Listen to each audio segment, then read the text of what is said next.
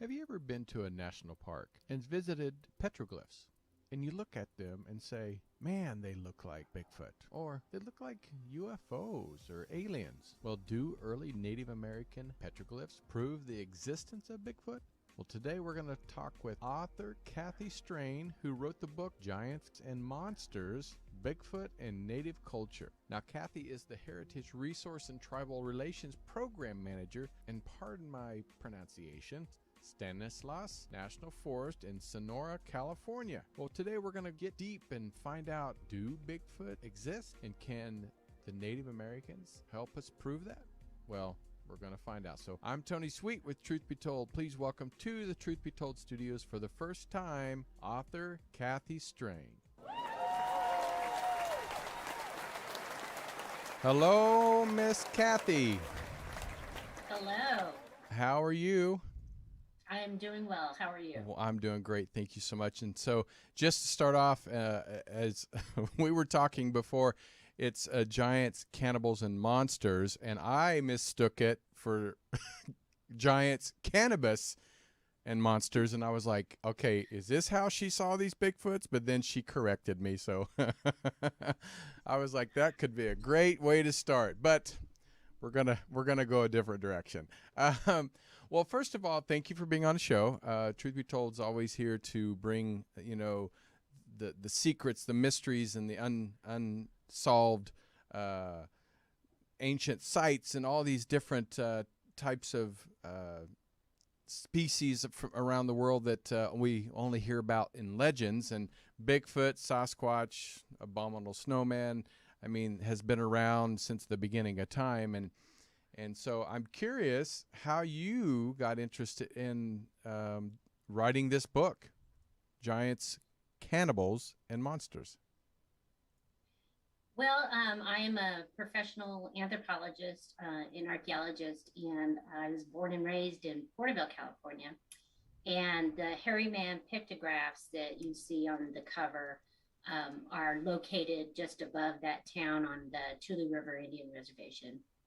And I always had a natural affinity with working with Native people, and they shared a lot of their traditional stories with me. And like many, I thought Bigfoot was really kind of contained to the Pacific Northwest. And so more than a few years ago, I was asked to give a talk at the University of Texas, San Antonio, about Bigfoot and Native culture.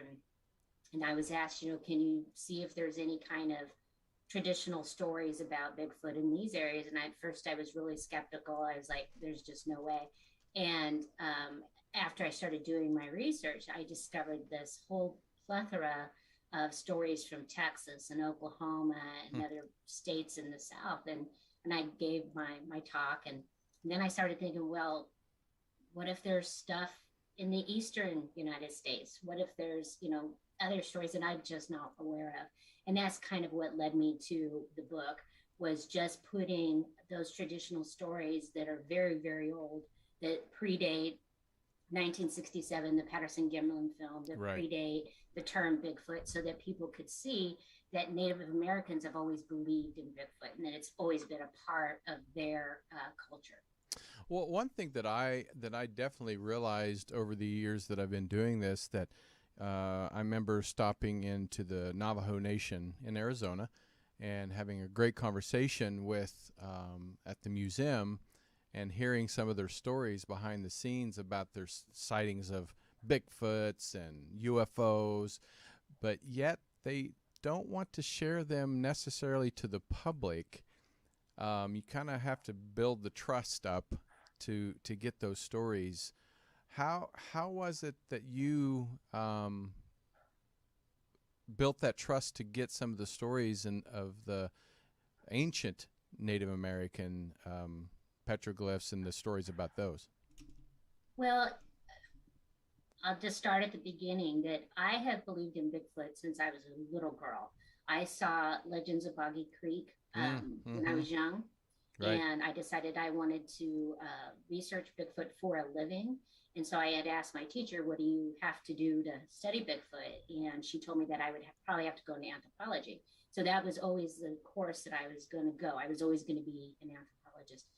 And when I started working as an archaeologist, and archaeology is just a subset of anthropology. So cultural anthropology, biological anthropology, archaeology, and linguistics. So we're all anthropologists by design. But when I first started my career in the United States Forest Service, I worked a lot with the Tule River Indian Reservation for their cultural concerns, about excavating sites and what to do with artifacts and all that stuff. And they had never met somebody who believed in Bigfoot and was truly interested in hearing what they had to say, and not make fun of them and not laugh and treat it respectfully. And that's how I just have always carried myself. I don't judge what people say. If a tribe wants to tell me something, I don't sit there and go, that can't happen, that's not possible. That's not my job. My job is to listen to their concerns, what their beliefs are, and then provide the assistance that I can to either protect that or whatever. And so it's just this natural, the one gift that I've got, I guess, is that I'm able to listen and be respectful. Yeah, and I think that's, most people just want a respect of privacy and also of their legends and stories from their ancestors. I've always wanted to go up in that area to see the petroglyphs. I haven't driven up there yet, but I'm going to one of these days. I'd love to, maybe if you're in the area, to meet you and Well, just to be cautious, it is on reservation land, so can people visit those? Tribe. Can people visit those or no? No. Oh, okay. Unless the tribe invites you and they escort you to them. Oh, so, that's good to know that they're protected. So yes, because I know I went to New Mexico, and there's petroglyphs everywhere, and I mean you could just walk right up to them, and I'm like, how do they keep people from destroying these petroglyphs? I was like, that doesn't seem right.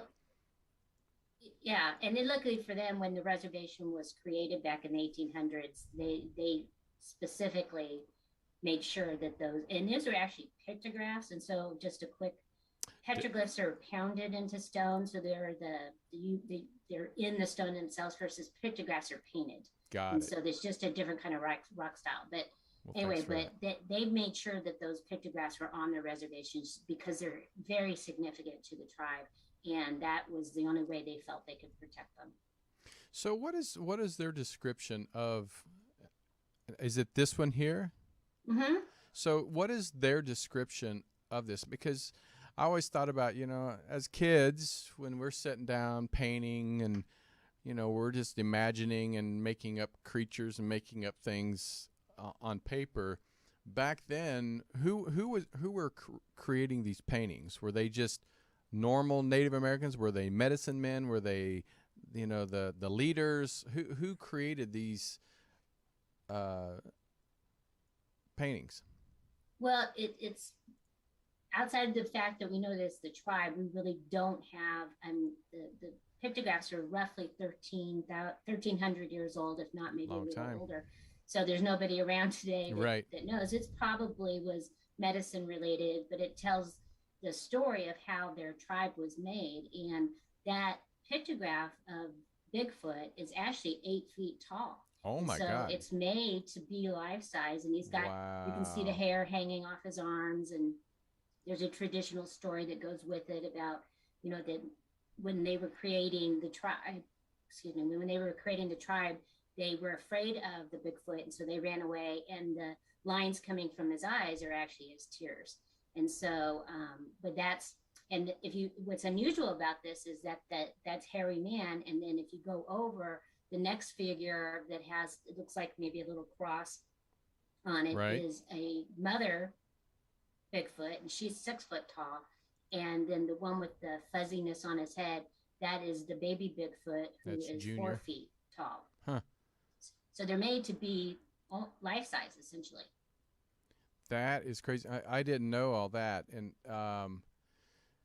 so their tradition is saying that, were they living among them, or was this like a one-time sighting, or do they know, was this something that has been going on in sightings from this point until today? Are they still seeing it today? Oh yeah, they still have ongoing sightings, and he's very important to them in the sense of that if it wasn't for Bigfoot, when a tribal person passes away, their soul can't move on. So he's the one that comes and gets the souls and makes sure they get to where they're going. So he's incredibly important to them and their culture. But there is still Bigfoot sightings being reported from the reservation itself and the areas surrounding it. So do they consider Bigfoot more of a spirit than a living being? No. He has two forms. One is physical, that he exists and walks around and eats and all this stuff that any animal would do. Plus, there is a spiritual part of him that helps the tribe perform their ceremonies. We've talked about this a lot, especially in the last few years, about Bigfoot and UFOs, the connection. Because sometimes where there's a lot of Bigfoot sightings, there's also a lot of UFO sightings. Do they also talk about you? I know that there's no paintings about that. Maybe there are, but do they talk about also seeing UFOs at the same time as Bigfoots, or no? No, I've never heard them say that they occur at the same time. Wow. Oh man, I just think that's so fascinating. And so, are you just working and talking about one specific area, or is this all of California? Are you looking at all of the United States? I was looking at all of the United States, including Alaska and Canada, because a lot of people may not realize that all Native people, including into South America, are all the same people. They're all the indigenous people that crossed the land, right? The Bering, the bridge, and so I felt kind of like there would be similarities in groups, that you would expect California to have similar stories. You would expect certain areas to have similar stories, and it really is kind of true. Where the South kind of area, he's a little more violent. You get a lot more descriptions of be afraid of this animal. He could turn on you at any minute and kill you. Versus the Pacific Northwest has very specific stories related to either he intermixed with, had actions with the tribes, but basically you kind of wanted to leave him alone. You would go, this is his berry patch and he's going to gather those berries there, and we are going to gather our berries over here, and just kind of leave him alone, but respectful of him and his existence. And occasionally you would get stories of a group of bad ones, and the tribes would have to kill them off because they couldn't get them to stop killing or eating their children. But out here, at least, there are definitely some of those stories, but they're not as plentiful as they are in like the South, where much more violent Bigfoot. Well, that's interesting because you're saying that there's groups of them, of Bigfoots, and because as you can see in the picture again, it's Mama, Daddy, and Junior. So, did they ever? I know it. Like mix? Was there any type of, I hate to say it, love affairs between Native Americans and Bigfoot species? Yep. Oh, really? Yes, there is. Yeah. And so there's a very well-known, her name is Tonopah. She's Wild Woman of the Woods. And so she whistles a lot. And so she's always depicted like the whistling kind of thing. Right. And she was always thought to have lots of riches. And so it was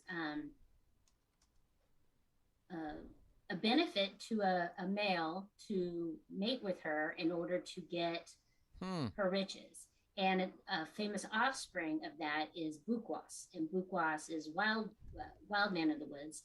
And he is also pictured whistling, but he has human Bigfoot genes in him, supposedly. Wow. Are they real tall, or are they normal size?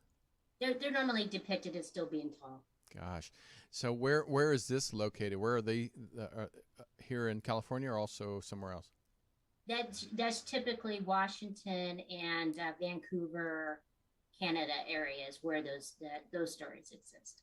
And what is your take on what they are?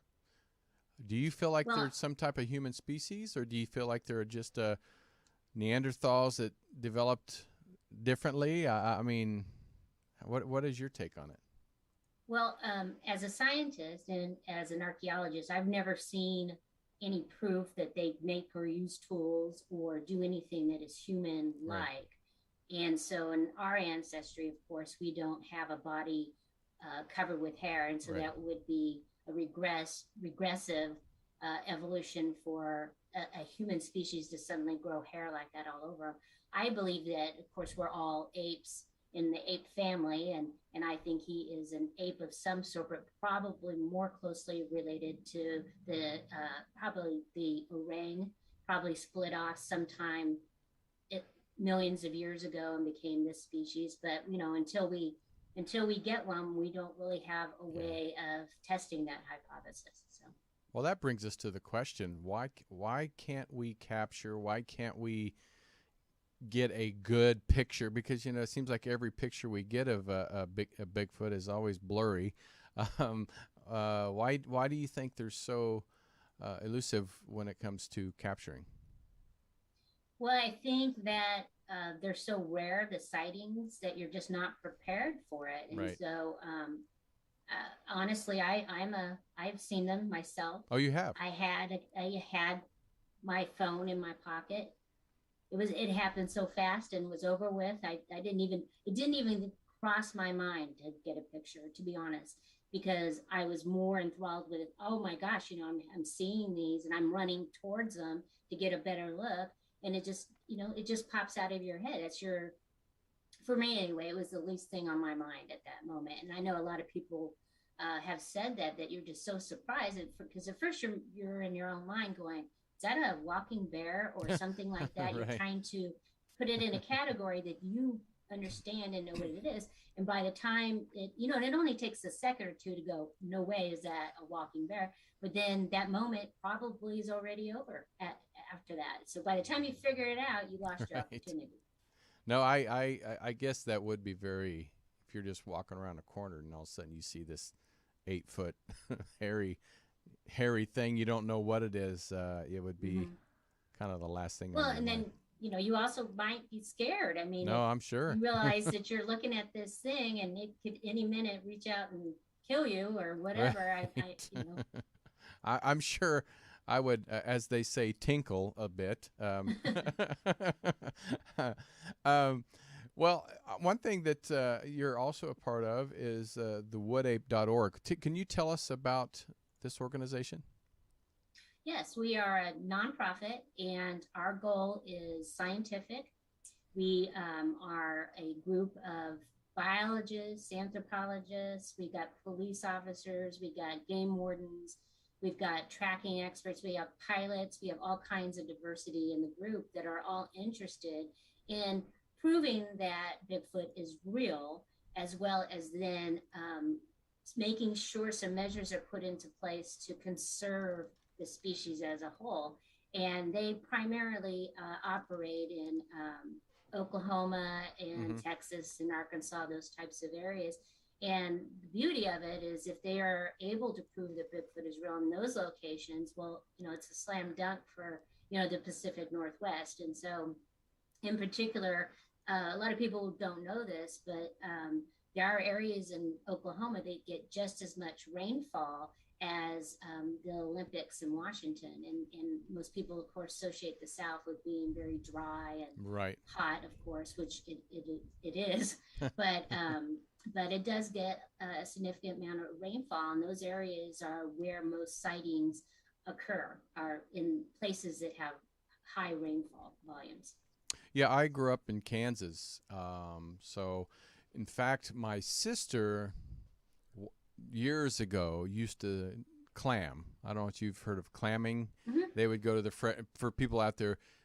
It's legal, but can be illegal if you don't get licensed. So you go to these freshwater rivers, and you harvest clams, and they grind it up into medicine or whatever else that they use it for. And she was out in the river and woods, and they heard something, and it sounded very heavy, And so when they kind of peeked over the riverbank, they saw a tall, hairy, whatever it was, which freaked them out.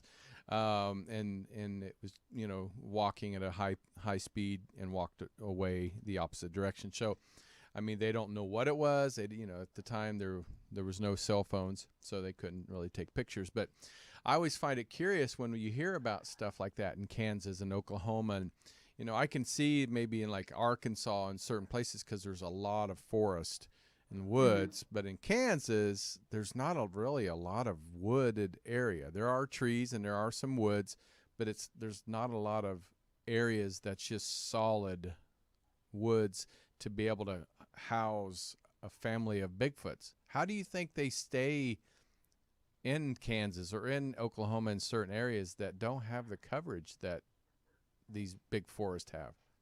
Well, and that's a very good question, because we do believe that they would have to have some amount of cover, right, or they'd be exposed, and of course they'd have to have resources, food, water, those right, types of things. And so one of the things we really don't know about the species is how far do they go? Are they willing to walk several hundred miles? Is that something normal? Is that rare? We don't know what those patterns are yet. And so it's hard to say. It may be that there was a resource there at that time in Kansas that this Bigfoot was experienced with. He may have only been there that one time that year, got what he needed. Maybe it was those freshwater clams, and then he never came back until next year. We're kind of toying with that idea here in the county next to me, that this gentleman's been having this problem that happens about every 6 months, where he finds a footprint or something odd happens, but then 6 months go by with absolutely nothing happening. And then it happens for one night, 6 months later again. And so we don't know, is this thing, I believe it to be Bigfoot based on the footprint that was found. Is it making some kind of round and he only comes back around every 6 months? Is this something we can then predict and be prepared when it comes back in another 6 months? And is he going up into the mountains and coming back down? Is he just going in a big circle? I mean, those are the questions that, we would want to know about. How does it live on the landscape, just like every other animal? Because in order to conserve it, we have to know what we are conserving. And so if they need 1,000 acres, 10,000 acres, they only need 100 acres, those are, I'd love to know the answer to that. Yeah, me too. Because like I said, if, more, these are where I'm from, it's more strip woods, because most of the farmers have cut out big sections for, plowing their wheat and soybean, whatever they're growing.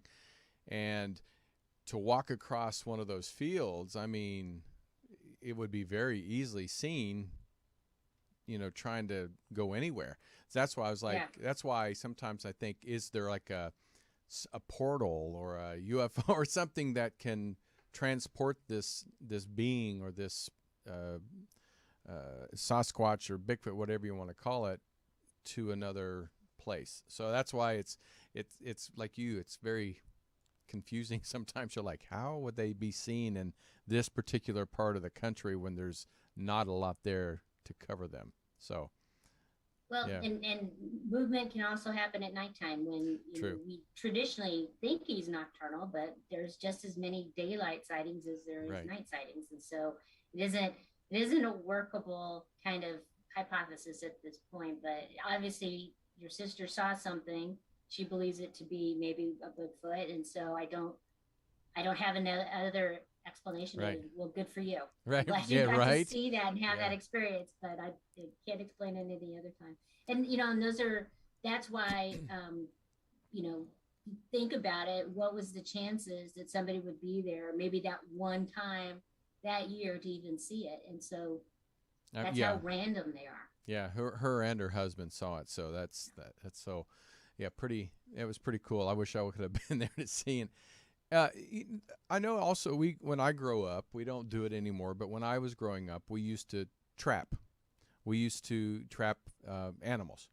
And so also you used to follow their tracks. Have you ever had some like a tracker come in? And if so, what's the longest you've ever tracked a Bigfoot?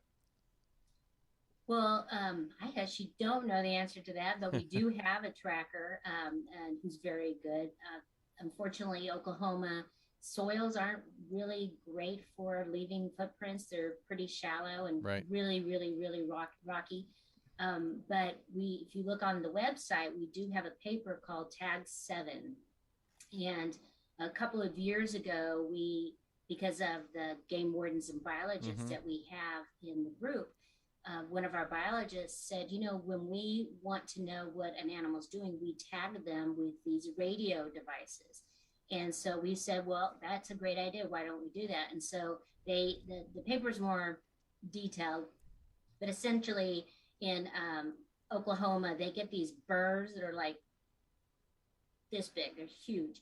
And we were able to work putting that tag into that burr so that it would get in the hair of an animal, get it all tangled up, and then when it pulls away, it then starts the radio transmission, and then we use a device to track it. Nice.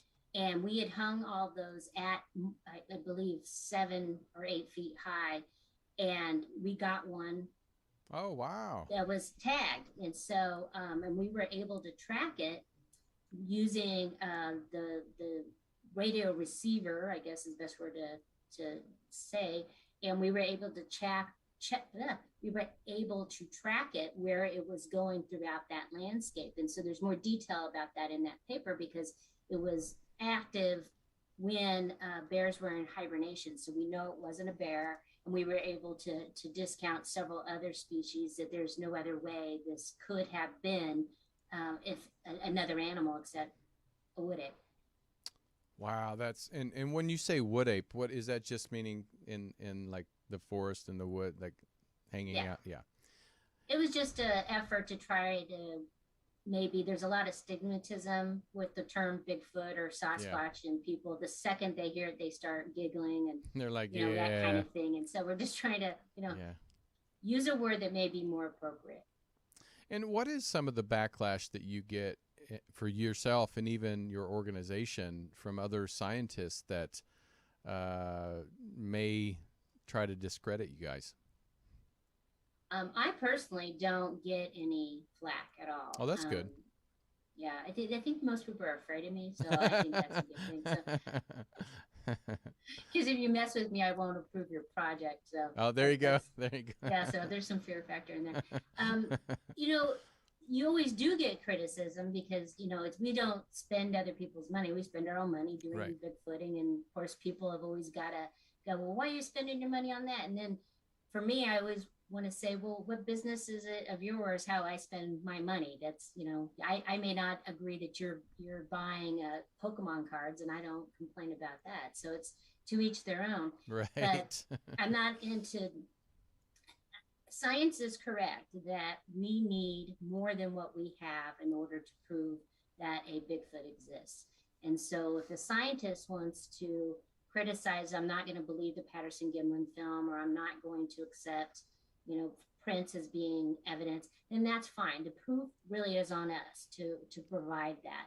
And so, but we do have quite a bit of scientists that are in our groups that are in major universities because they are compelled by what we have collected. We do have, if you look on the website, there is the Ouachita project report that kind of summarizes about 5 years worth of research that you can read, and there's some audio and stuff like that as well that you can listen to.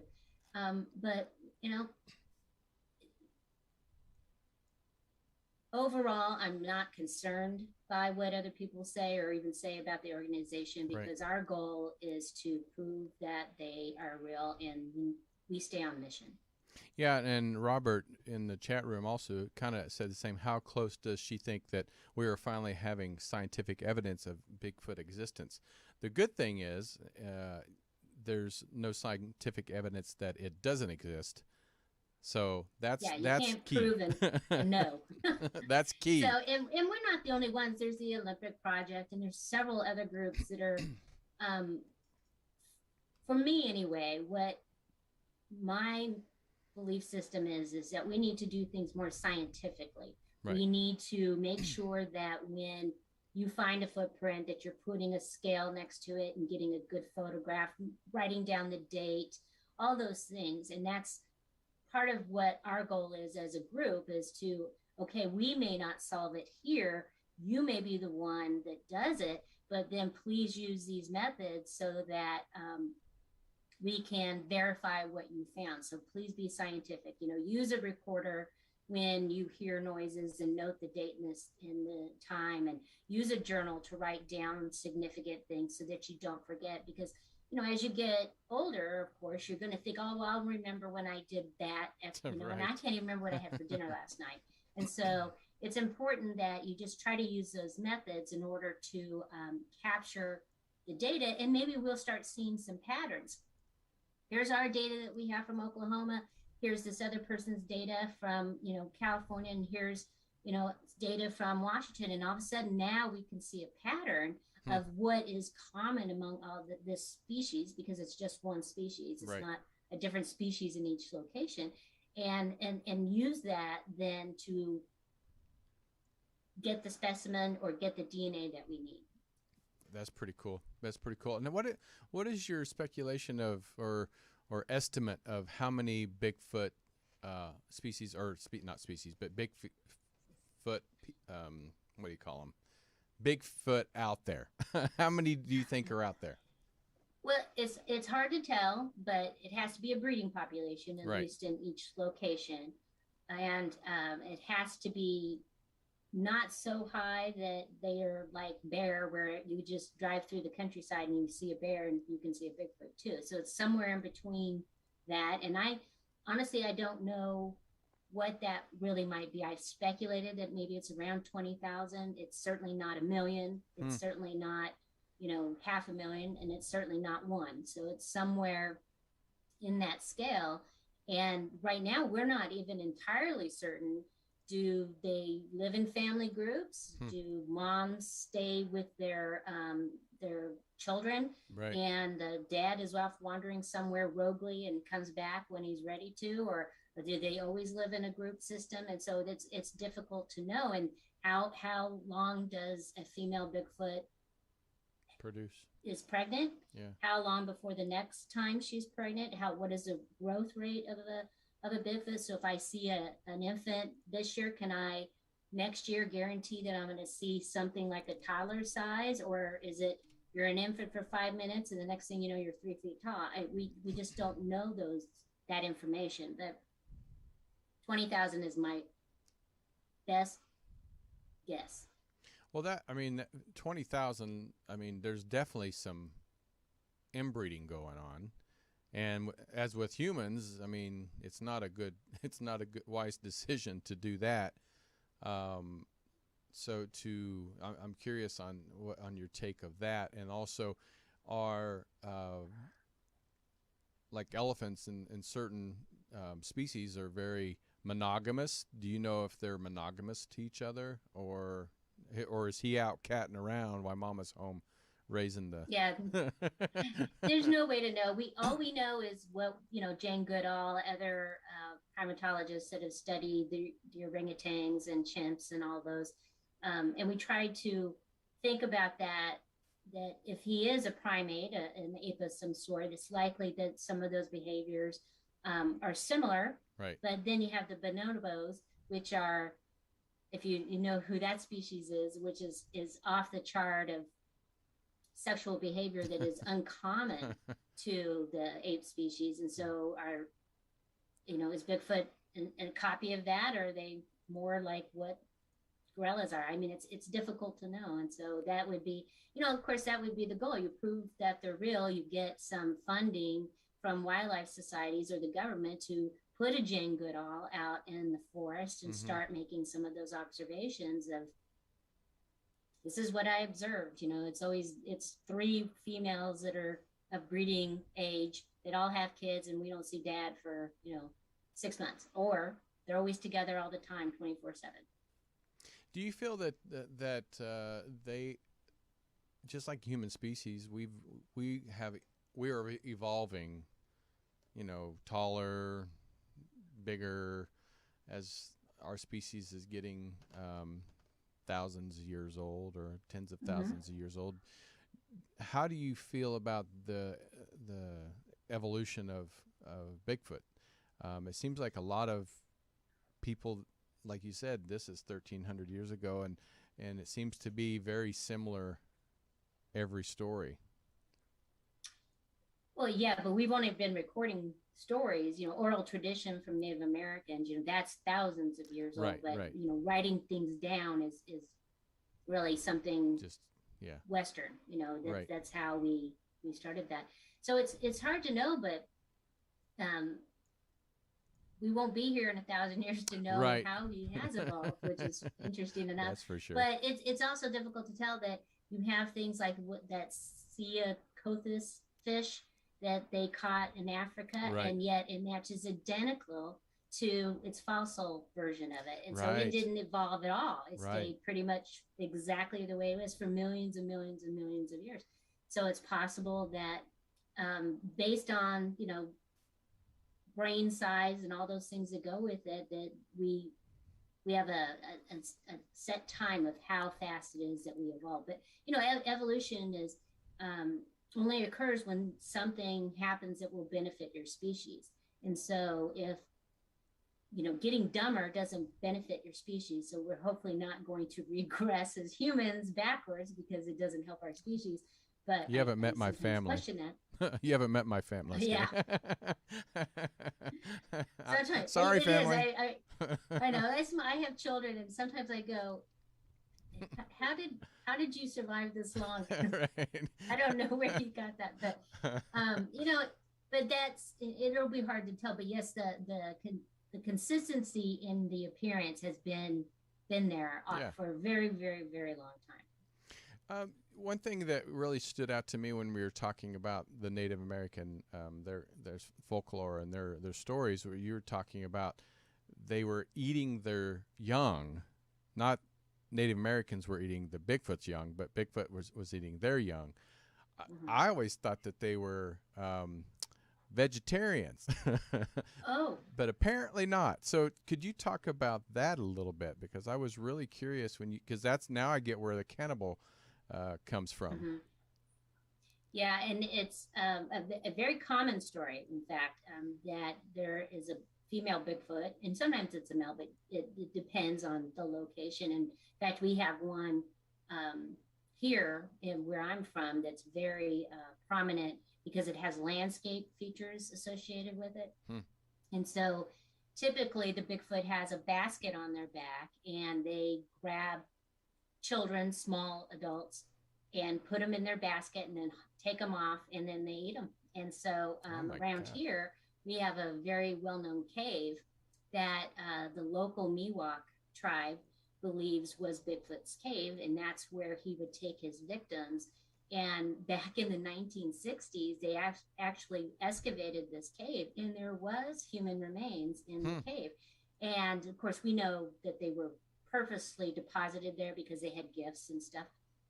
And when we tried to give those human remains back to the tribe said, no way, those aren't our people. Those are who Bigfoot ate, and we don't want to have anything to do with it. And as it turned out, the DNA that came back and the dates too, did come back as predating the Miwok's presence here. Oh my gosh. In this particular location. I mean, now you've just made me even more scared to go in the dark into the woods because I have a lot of meat to eat. Do you get nervous going out now that you know that they are cannibals? No, it doesn't.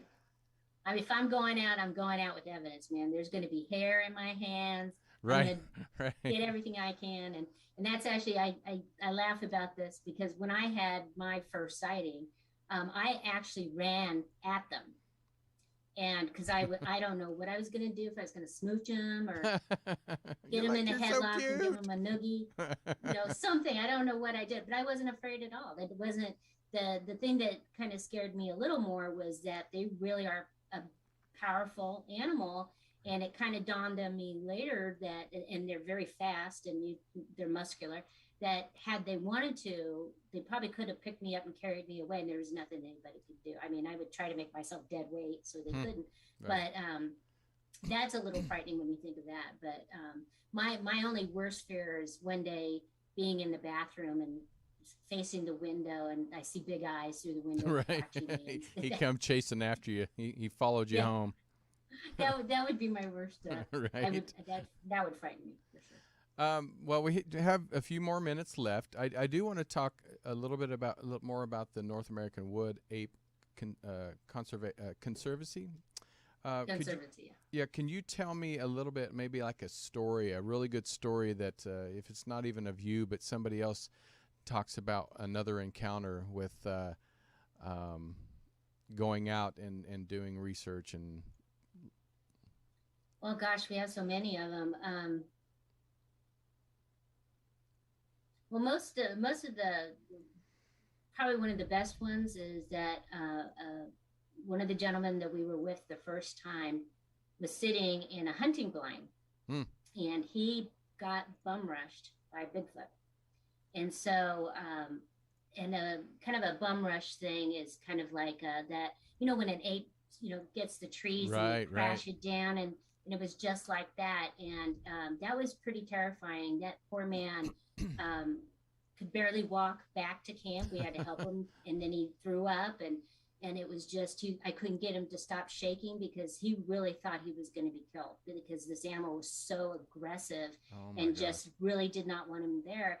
And the whole point of the hunting blind, of course, is that you're being shielded and you shouldn't be easily seen because you're reflecting the atmosphere around it. But that animal absolutely knew that he was there and was very, very mad about it. And so for me, that probably would have, if that had happened to me, I probably would have never gone back because I'm not, I have to have the opportunity to grab the hair off of them before I'm killed. So. That would be scary. But if people want to get involved, what by joining your organization, what can they get involved in? What can they do?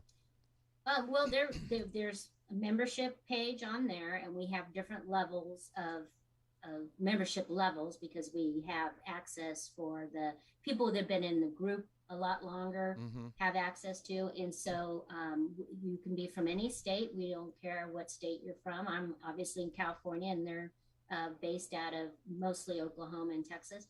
And if you have an honest interest and you want to be a part of something that is good, then, we welcome that. And we welcome anybody who has a hunting or a scientific background, or even if you're just curious to know more, because, I always think in my mind, the more you know, the more you can look for it. You're not mistaking that black shadow for something. You're really being scientific about it. And then, not going, I think I saw something. Well, what did you see? Did you write it down? Did you, do we know the date? Do you know the location where this happened? And that's primarily, if you can even just join and walk away with that education, that would be fantastic.